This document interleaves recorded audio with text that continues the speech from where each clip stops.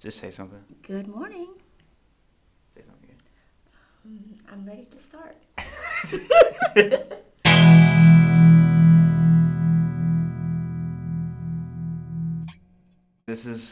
This is Ryan, And I am Joy. and we knocked out Miss Ice Sandwich, not Miss Ice Cream Sandwich. All I right, almost wouldn't mind if it was Miss Ice Cream Sandwich. and it's Miss Ice Sandwich by Mieko Kawakami. And so I was reading this one, and I'm just going to ask the first thing that came to mind. Were you okay reading something this sweet and borderline charming? It's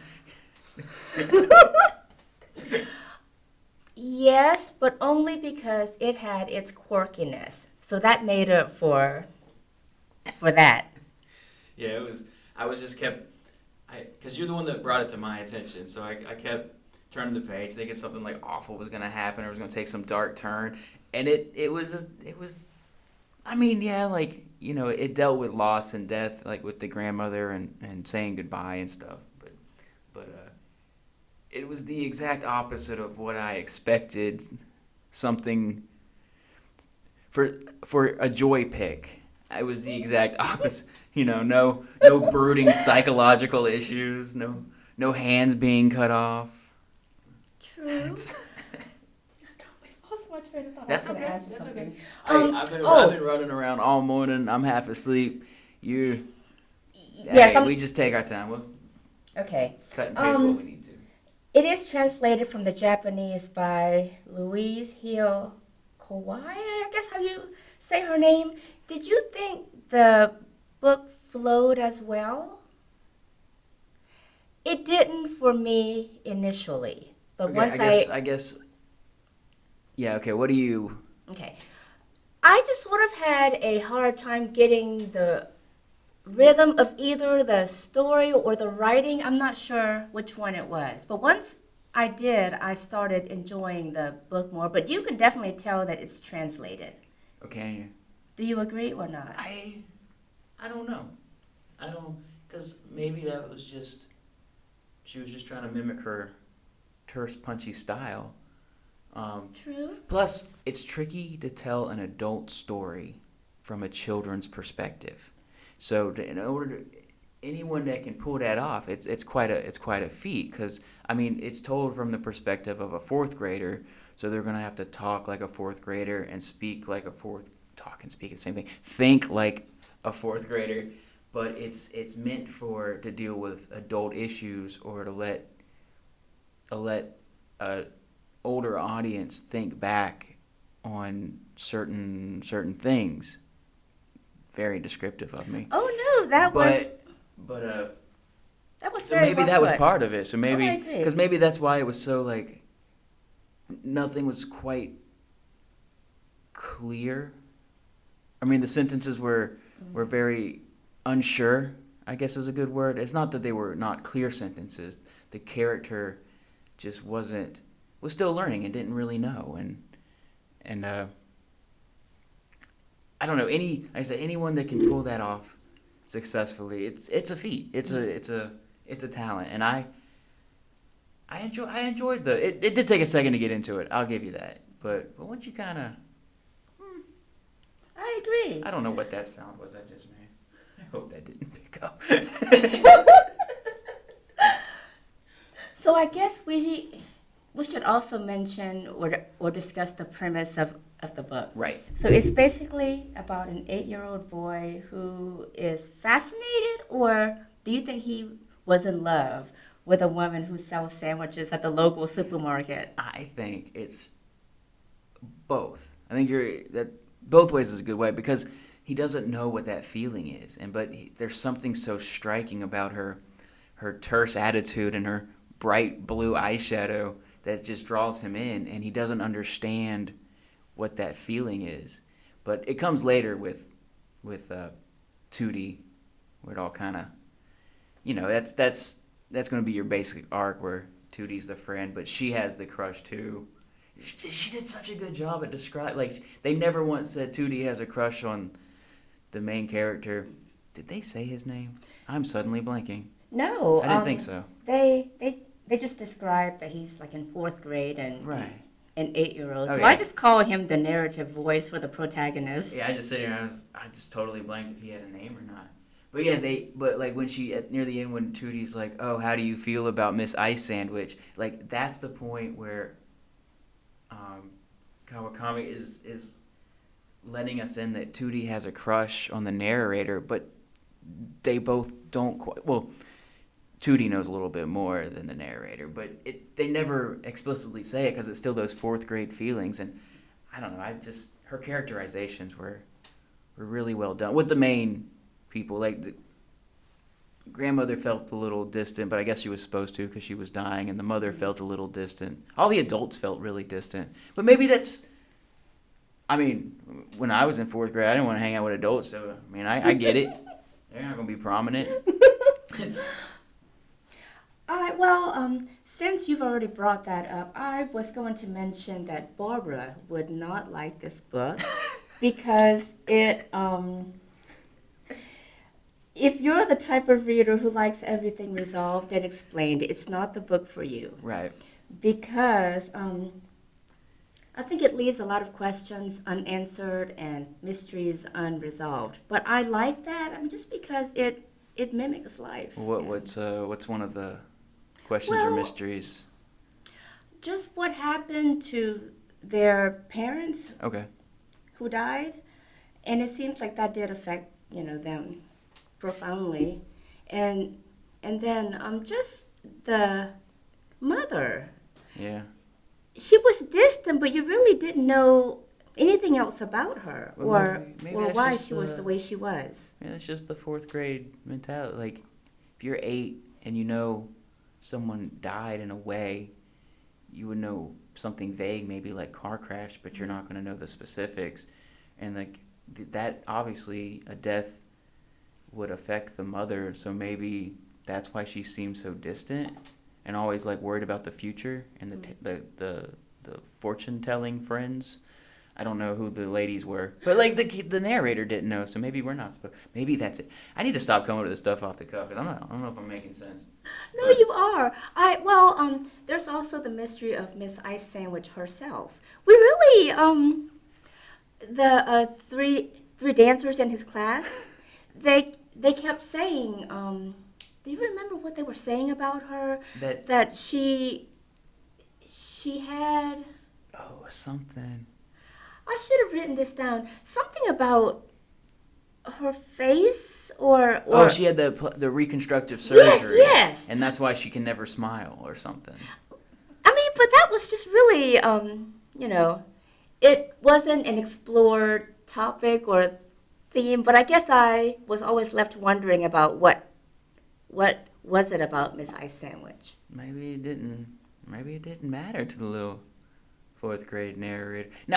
I guess I'm just kind of playing devil's advocate too. You're raising the question, and I'm just arguing. Oh no, because I felt the same way. I mean, I did like some things could have. I felt it was such a short book. I could have read a little bit more, but maybe that was the reason. Maybe it was supposed to hit that child mentality because children.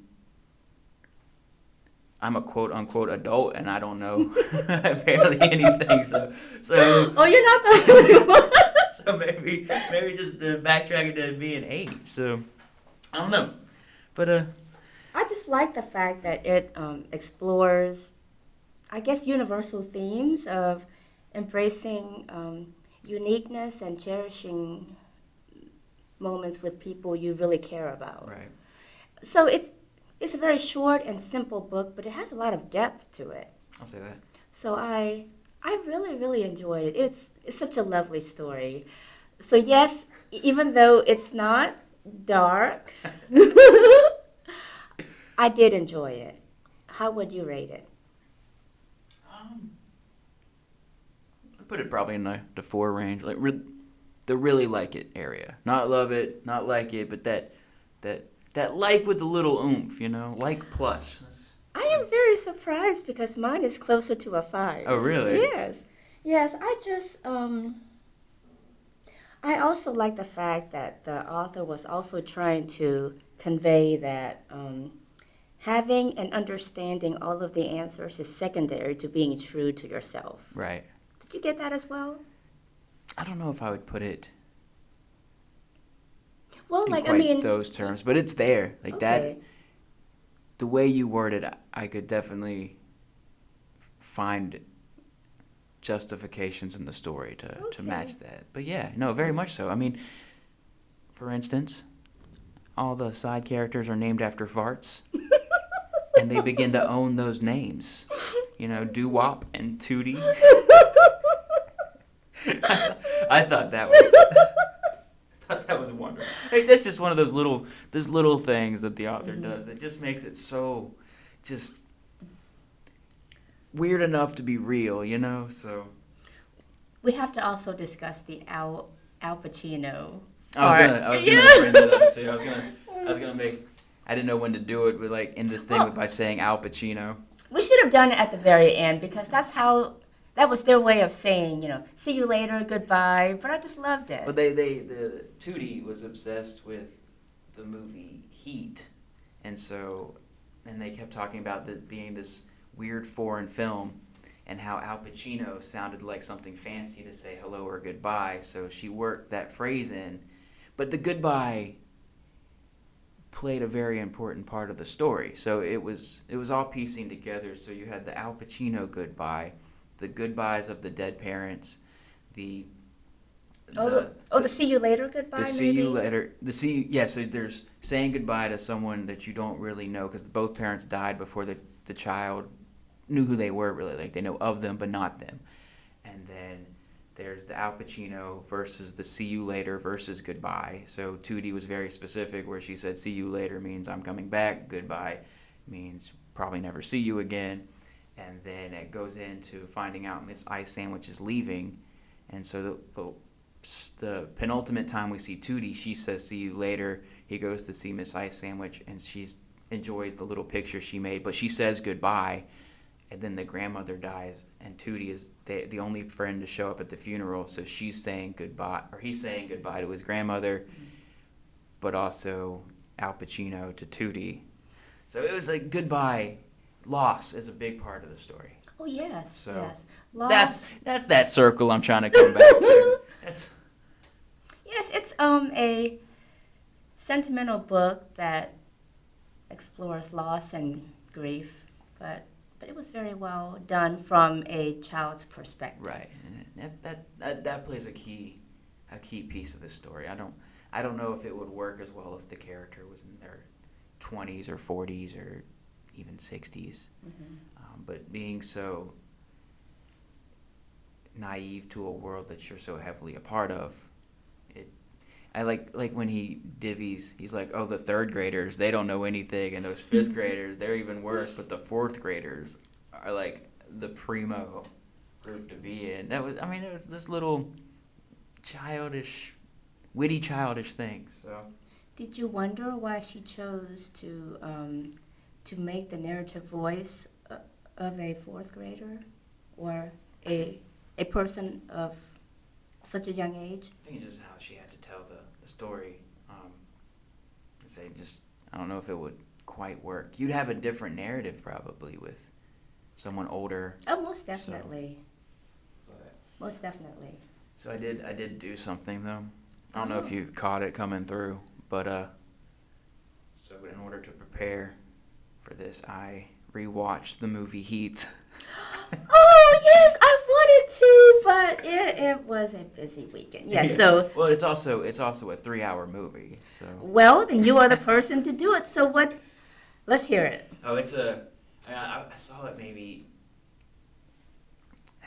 over a decade ago. It's been a while since I watched it, so this wasn't the first time I've seen it. But did you reenact the gun? I did not. I did not. But that's the weird thing about the movie is for being kind of thought about and described, and especially in the story as like an action film.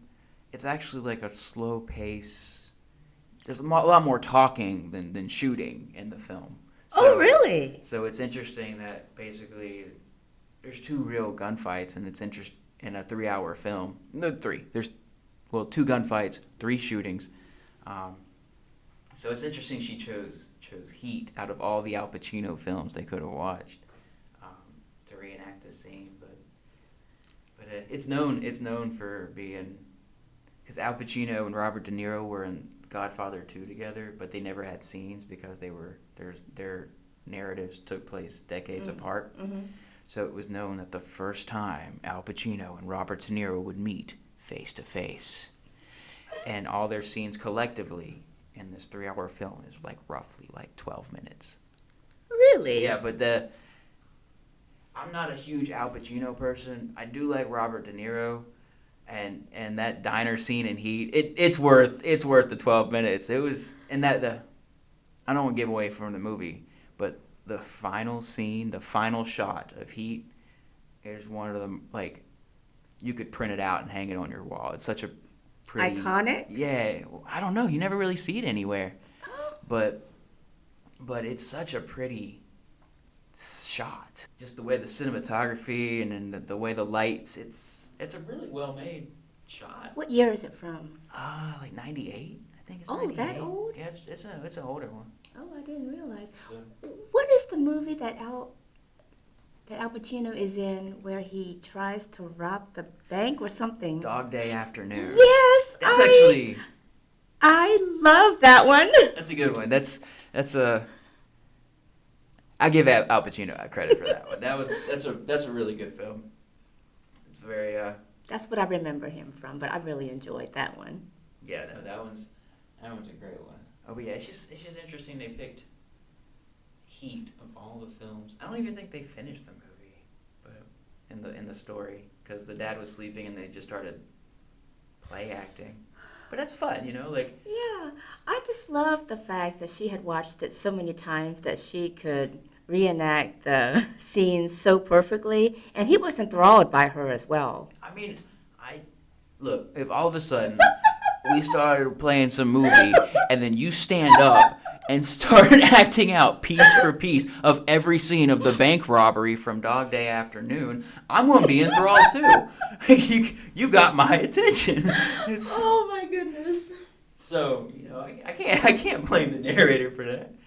I do love that scene, just how the dad was just the imagery of it, of the dad just sleeping. I just picture snoring away, snoring, and then them just in this living room, this dimly lit room, just acting out the one gunfight from Heat. So I don't know why I wonder why she picked that particular movie.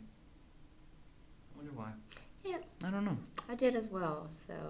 I'm not complaining. I mean, plus Heat has Val Kilmer. I think Val Kilmer is a little, especially 90s Val Kilmer, way underrated. He doesn't get enough credit for being Batman, so.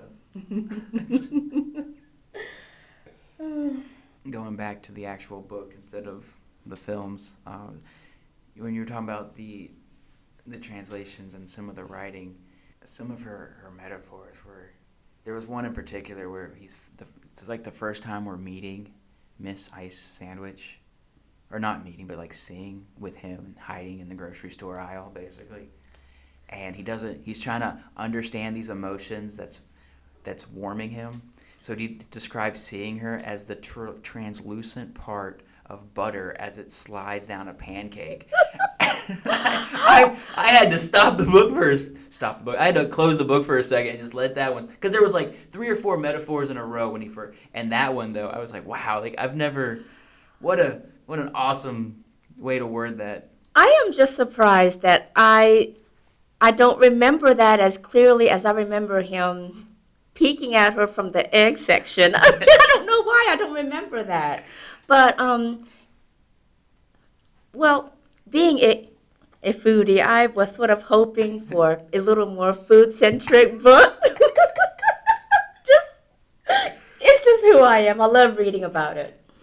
But yes, the story was good enough to where it made up for the lack of it. Yeah, I give you that. Plus, like I said, I mean, had the movie Heat, so it's not too bad. True. Al Pacino and Heat, so But so I'll forgive her. so you would recommend?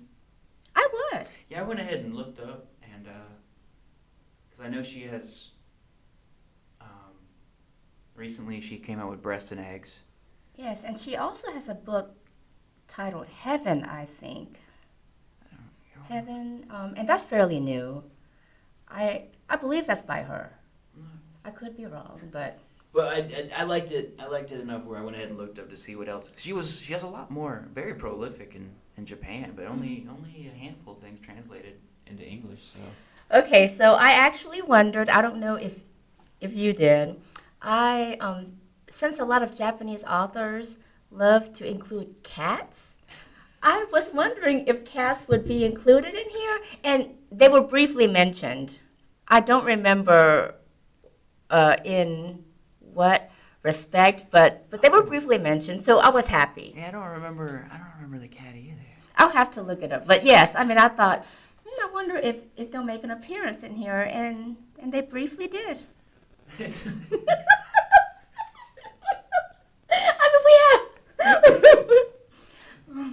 unusual to come across a Japanese book, maybe more contemporary Japanese novels that don't include cats. Oh, really?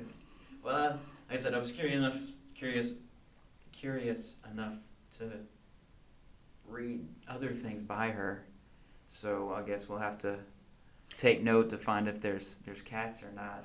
I didn't know that. I didn't know about the. Well, is it something you just picked up on, or did you it read it somewhere and now that you see it, you can't unsee it? It stems more from Murakami. But yes, it seems like other Japanese books that I've picked up, cats are included. And then there's this.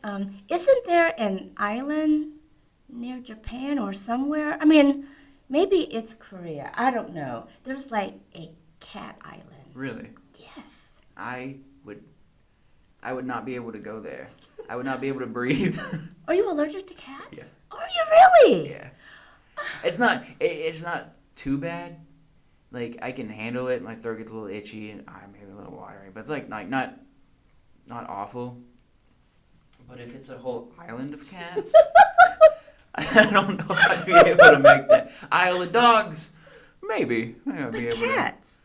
Yeah, cats.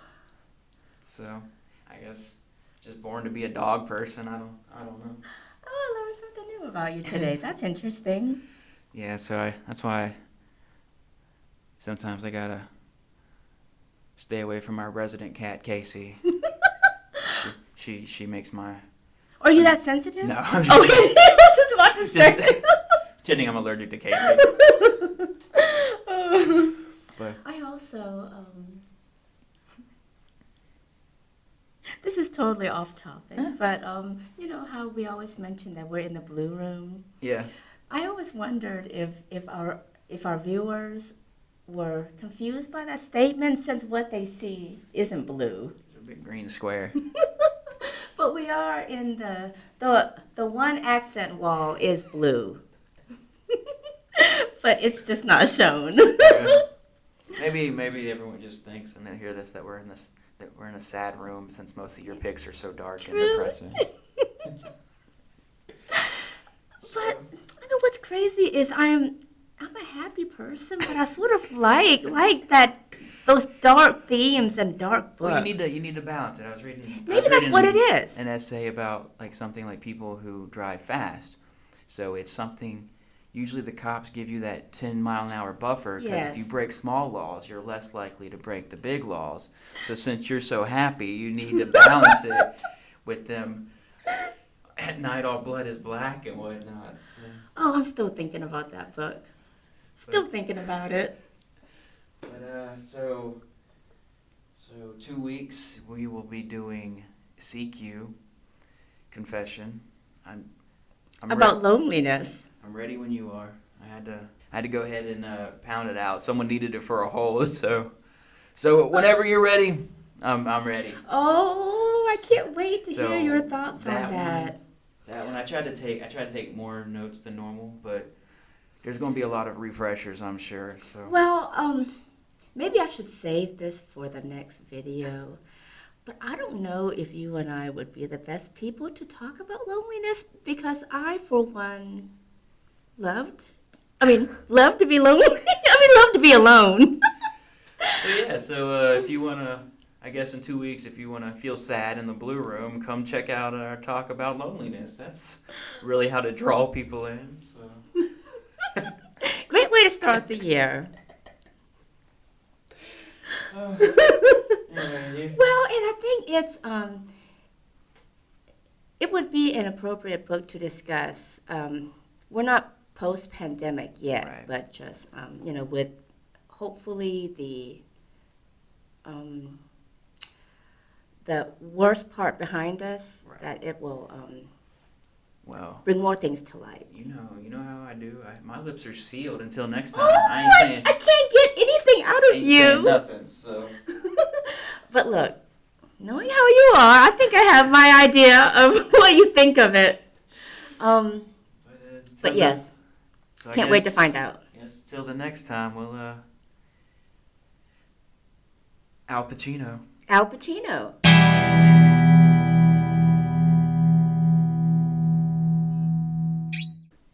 Wait. Didn't they do something with their hand or arm or something? Like, Al Pacino. That's just what I remember. I could be wrong. I don't know. I was really getting into it. Yeah. So you were acting out the book. Almost. You were acting out the girl, acting out Heat from the book. So yeah, okay. Well, if you need to take the stage,